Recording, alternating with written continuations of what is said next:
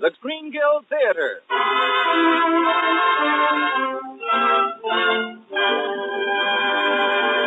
Your host, the director of the Star's own theater, Roger Pryor.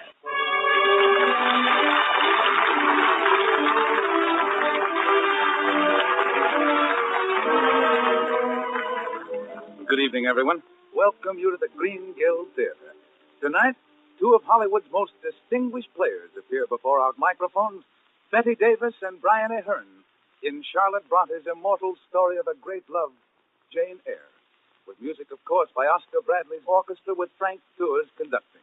And now, we've only a brief moment before we meet Bette Davis and Brian Ahern.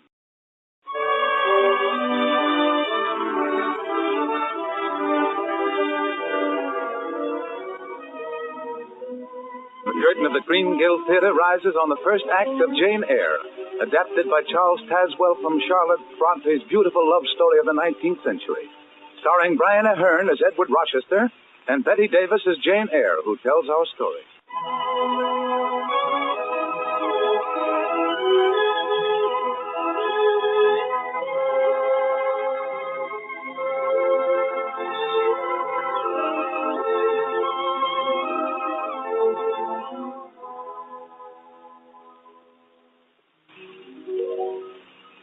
My story begins in the orphanage at Loughton, whose bleak grey walls are crusted with the green mould of righteous charity. I spent 10 barren years there, 8 as a lonely inmate and 2 as a teacher. And then suddenly an overwhelming desire possessed me to be free of Loughton. I sent off a letter to a London paper, advertising myself as a governess in need of a situation. I scarcely dared to hope for a reply. What right had I to aspire to a position above what I now held? My appearance was as plain and drab and colorless as Loughton Orphanage. To my great surprise, a letter came to my hands a week later. It was on crested notepaper and was written with heavy strokes of the pen. My dear Miss Eyre. If you are in a position to give satisfactory references, and if you are willing to adapt yourself to a secluded life without outside interests or contacts, you are requested to present yourself on Thursday next here at Thornfield Hall. Respectfully. Edward Rochester. The night I arrived at Thornfield Hall was cheerless and foreboding, and the darkness was so thick and heavy that the carriage seemed to creak and groan against the blackness of the night. At length the carriage stopped before the blacker shadow of a house, whose dismal appearance was heightened rather than lessened by the feeble light of a single candle that gleamed from one curtained window. Mrs. Fairfax, the housekeeper, answered my ring, and I was taken to the library, the great empty cavern of shadows. Suddenly, I was left alone with my prospective employer as the great door closed softly behind me. Well, come in, Miss Eyre. Don't stand there in the doorway. Yes. I'm not an ogre. Sit down. No, not there. Over here where I can see you. Yes. Well, tell me about yourself. Where do you come from? Loughton School. Ah, charity case, eh? No parents. Orphan. Yes, How old are you? 18. And you believe, of course, that you're a qualified governess. Well, English, a smattering of bad French, the rudiments of drawing, music. Do you play? A little. Of course. That's the established answer, isn't it? Well, sit down at the piano. Play something. Yes.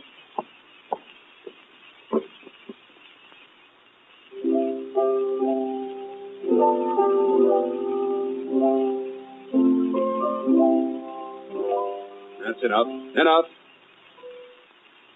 I apologize for my disbelief in your ability. Thank you. You do play a little.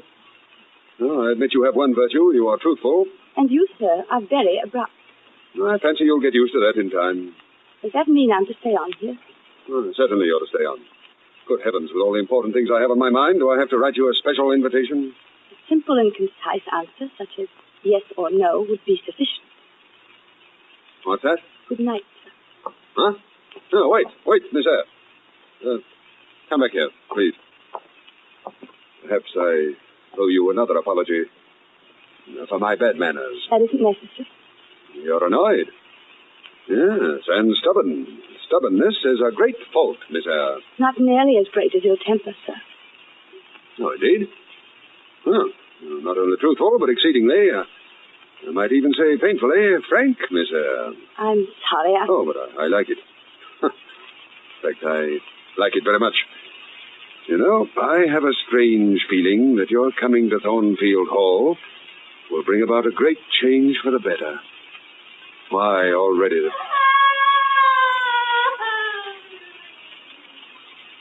What's that? Here in the country, we are apt to hear strange sounds in the night, Miss Eyre.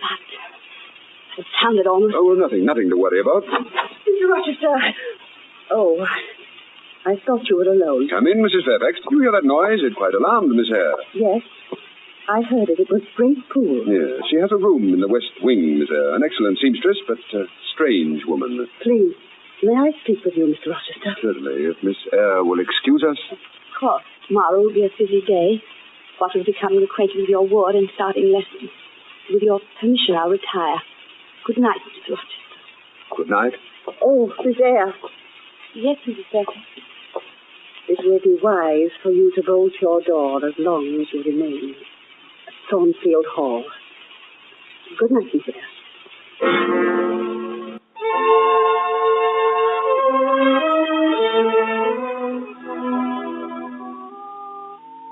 I lay awake long that night, thinking over the strange household in which I found myself. Unable to sleep, I rose from my bed and stood at the window. Grey clouds scudded across the moon, trailing their spectre garments behind them. Then, in some other part of the great house, a clock tolled the hour of 3. Scarcely had its reverberations died away, when another sound came to my listening ears. Footsteps, slow, stealthily, coming down the hall. I waited countless, unmeasured seconds as the footsteps approached my door. Then something brushed across the panels and touched the latch. Who's there? Who's there? There was a sound of retreating footsteps. With trembling hands, I lit my candle. What horror was this? What terror was abroad in the darkness of Thornfield Hall? Suddenly I heard... a hideous cry of mirthless laughter. Could such a deformity of sound come from any human throat? Throwing a dressing robe round me, I silently unbolted and opened my door. The hall was palely lit by a single candle, and I started toward the wing where I knew Mrs. Fairfax slept. And then, behind me, I heard a door creak open. I turned. There was no one in sight.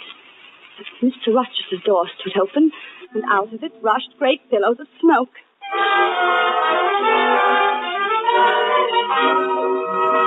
Mr. Rochester, wake up, Mr. Rochester. What? Your room's ablaze, the curtains abed. Wake up, Mr. Rochester, wake up, you'll be suffocated. Here, the water pitcher. Oh, what kind of infernal... Oh, get out of bed, Will you please tell me? quickly. Out of bed? What, with you standing there? I'll do nothing of the kind. No time for convention, your bed's on fire. Throw the smoke in. Hurry.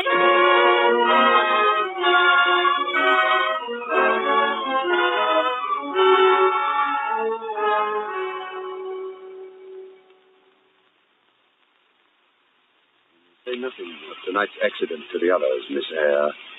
Accident? What else? I fell asleep reading. The wind must have blown the curtain into the candle flame. But the footsteps outside my door and the laugh. You may have been dreaming, Miss Eyre. Dream. Very well, if you wish to say so. Good night, sir. Wait, Miss Eyre. You have saved my life tonight. I have a pleasure in owing you so great a debt. I cannot say more. There is no debt. Somehow I knew, at the first moment that I saw you, that you would do me good in some way, at some time. Please forgive me for seeming evasive. I have good reason, believe me. You must believe me. If it means so much to, I'll try. Thank you, Thank you, Miss Eyre. Good night, sir. Good night, good genie. Good night, Jane Eyre.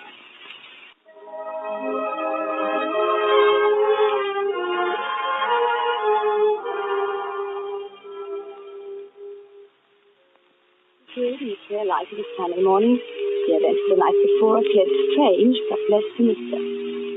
After breakfast, I began lessons with my small charge Adele, and found her an eager, though not brilliant, pupil. I myself found it hard to concentrate as she was. Charles I was beheaded in 1694. 49, Adele. Yes, 1649. You're coming to Thornfield Hall. It will bring about a great change for the better.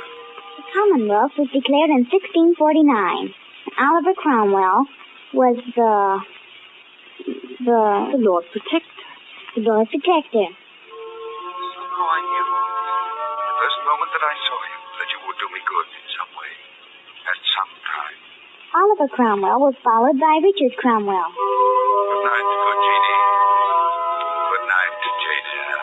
The House of Stuart was restored in 1680. Wasn't it, Miss Eyre? Wasn't it? Well, what did you say, Adele? The House of Stuart was restored in 1680, and Charles II ascended the throne. That's right, Adele.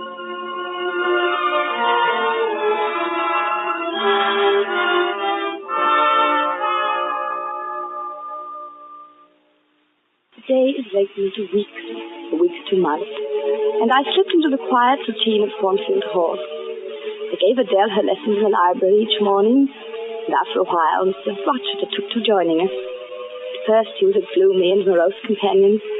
Before the summer was over, he seemed to shake off the gloom that pervaded the old hall. Came one with a very light-hearted face. Well, you've done wonders for the child in the 4 months you've been here, Jane. Thank you. And wonders for me. I'm a changed man. Why, do you know, only this morning I stared at myself in the mirror and I said, "Who is this handsome devil?" And who was it, sir? Oh, look here, don't you think I'm handsome? No. No? No. Oh. Well, after all, you needn't be quite so emphatic about it. You want to be flattered and told you're beautiful? Well, I am. With reservations. Look here, how would you like it if I said that you were very plain, very unattractive, and totally devoid of any charm? Well, I should believe every word of it, sir. If you said it. Well, that's exceeding... Yeah. Wait a minute. Jane? Jane, look at me. Please, Jane, dearest. Do any words of mine mean so much to you that they bring tears to your eyes? Yes, there are tears. Forgive me, I'm very foolish. And I'm so very stupid. Oh, Jane, I wouldn't hurt you for the world. Why, you're the only thing I have to hold on to. The one shining light in all this darkness that I have to follow. Please, sir, you must. Why shouldn't I put my arms around you? You've brought me to sanity again. And the belief in the eternal goodness of life. Oh, Jane, to hold you so. To realize what happiness we could find together. Darling. Laugh again. Oh, God in heaven. Sir Rochester, are you ill? Tell me what's wrong. Jane Eyre, you must leave Thornfield. Leave? Yes, immediately. But why? Is it customary for an employer to have to give reasons when he has no further need for a governess's services? What is this horrible secret that binds you and Thornfield Hall together, making you afraid of every earthly emotion save that of fear? Please, Miss Eyre. Why don't you tell me? I have nothing more to say, Miss Eyre. You must go. Very well. As you wish it. I'll be packed and ready to go tomorrow evening.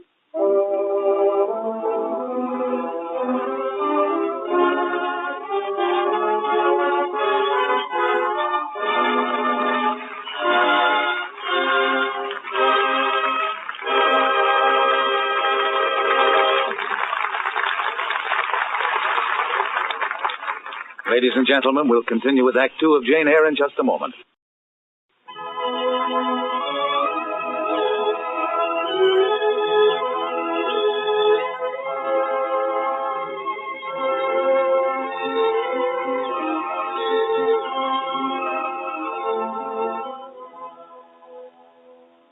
And now the curtain of the Green Guild Theatre is ready to rise on the second act of Jane Eyre, starring Betty Davis as Jane and Brian Aherne as Edward Rochester.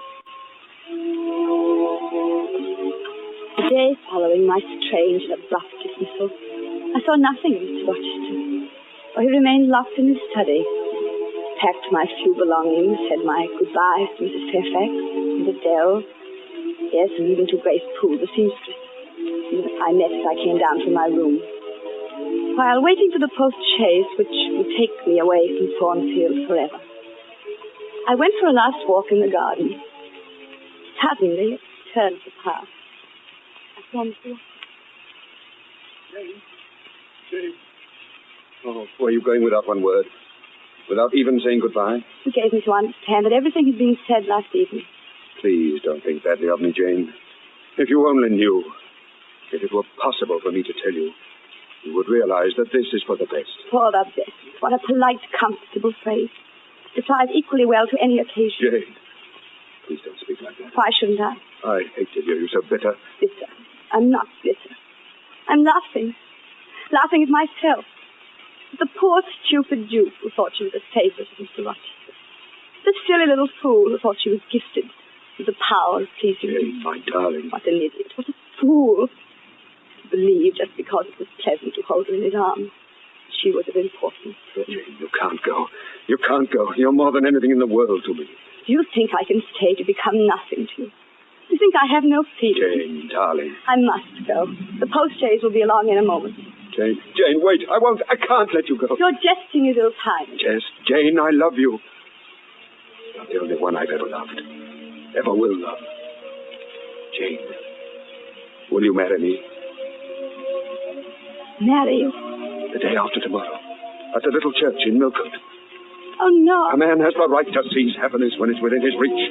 And let the future bring what it may. Ah, but you don't mean it. You can't. Jane, darling, I need you.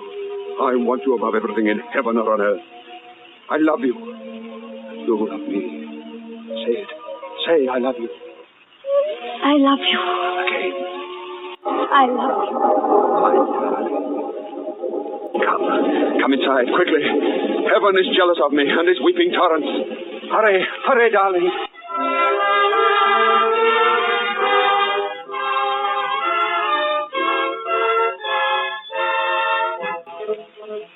The following day was an orgy of profligate spending. Gowns, slippers, bonnets, jewels. A wedding dress that was a miracle of lace. It was late when we returned to Thornfield Hall, and for some time after I went to bed, I could not sleep. A sense of anxious excitement and the sound of the rising gale outside distressed me. At length, my weariness overcame my senses, and I drifted off, fell asleep to dream. I dreamt I woke to see a candle burning on my dressing table, and the closet in which my wedding dress and veil were hung, its door was slowly opening. Who's there? Who's there? It was in my room. Then from the closet came a figure, and on its dark, tangled hair, it wore my wedding veil. But my dream held me powerless. The creature bent to look at herself in the mirror, and then, with a sudden gesture, it tore the veil from its head, rent it in two parts, and threw it to the floor. Taking the candle, it approached my bed. First time I saw its face. Fearful and ghastly were its bloodshot eyes. Bestial and inhuman were the purple gross features. Loathsome and unclean the dark and swollen lips. Close to my bedside, it stopped, and thrusting the candle close to my face, it glared down at me, its red eyes flaming into mine. And then, as that laugh came to my ears, issuing from those savage lips, I lost consciousness and became insensible from terror.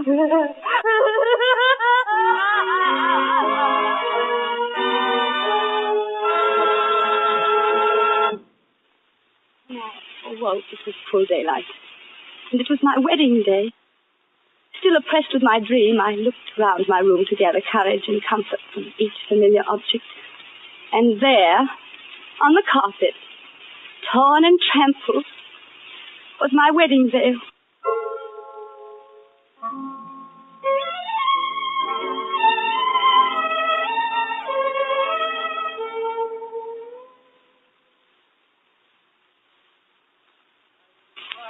charge ye both, as ye will answer at the dreadful day of judgment when the secrets of all hearts shall be disclosed. That if either of ye know any impediment why ye may not lawfully be joined together in matrimony, ye do now confess it. Edward Fairfax Rochester, wilt thou have this woman? Wait. This marriage cannot go on. Proceed with the ceremony. Stop. I said this marriage cannot go on. What is the meaning of this? I can prove that Edward Rochester has a wife now living. Who are you? I am Grace Poole, her sister.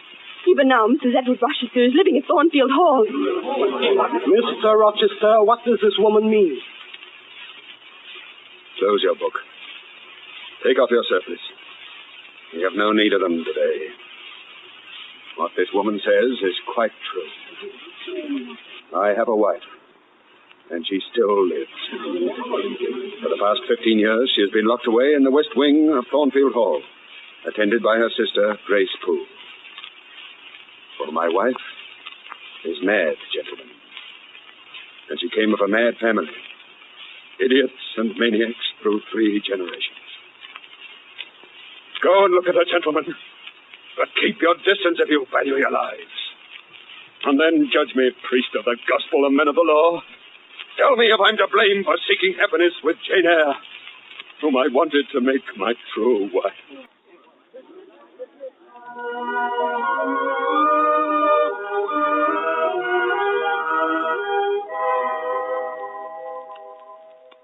Jane, can you ever find it in your heart to forgive me? How could you? How could you? For a good and not strange reason. I love you. Why didn't you tell me? Because I was afraid I would lose you forever. How could I confess that the spectre of Thornfield Hall was the mad wife of its master? And that the laughter that sounded in the night was her insane glee at escaping from her jailer? Oh, Jane, Jane, I tried. God knows how hard I tried to send you away. Yes, you did try. I wish I had gone that night. Because our only salvation is that we never see each other again. Jane, you don't mean that. You can't mean it. It must be. Jane. My going has been delayed too long. Much too long. Jane. Jane, darling, come back.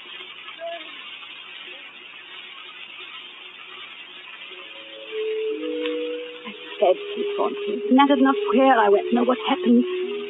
By some good fortune, I found a place in the north of England. School conducted by a kindly vicar and his sister. That was a year ago. 12 months of quiet peace and understanding. Of late, my mind has been troubled. But now it is troubled no more. Let the world cry shame. I'm going back to Thornfield Hall. Back to Edward Rochester.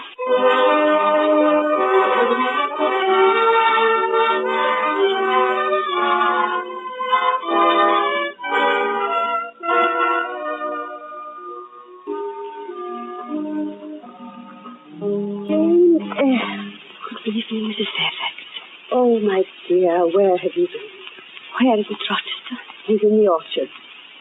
Oh, we've had great trouble, my dear. Yes, the house, the whole west wing. What happened? It burned months ago. The mad woman set fire to it in the night. And before anyone woke, the whole wing was ablaze. Was Mr. Rochester at home? Yes. It was he who woke the servants and then went back to get his wife. But it was too late. She'd climbed up onto the roof, screaming and laughing. Then the flames reached her. Oh, how ghastly. See, here comes Mr. Rochester down the path now. But he moved so slowly. Was he hurt? He's stone blind. The fire. Oh, no. How horrible. Mrs. Fairfax, will you leave us alone? Yes. Yes, my dear. Mrs. Fairfax, are you there? Yes, sir. Your arm, please. Certainly, sir. Ah, thank you. Wait. This is Mrs. Fairfax, isn't it? No, sir. What? Who is this? Speak again. Have you so soon forgotten me? Am I dreaming? Is this a delusion? No dream, no delusion. Jane Eyre. I've come back to you. I can't be so blessed after such misery. I've had this same dream so many nights when I prayed to you and kissed your adored face and trusted you never to leave me. And I never will. But I'm blind. I'll be your eyes. I'm hideous. Not to me ever. I won't let you make such a sacrifice. Sacrifice? What do I sacrifice? Famine for food, expectation for contempt. To be privileged to put my arms around you, to kiss you. Is that to make a sacrifice? If so, then I delight in sacrifice. Jane. Oh, my darling. Don't you see? This is your dream. This is your prayer. This is my heaven.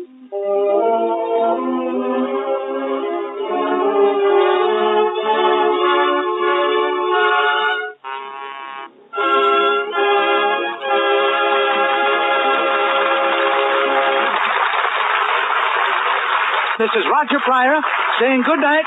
This is the Columbia Broadcasting System.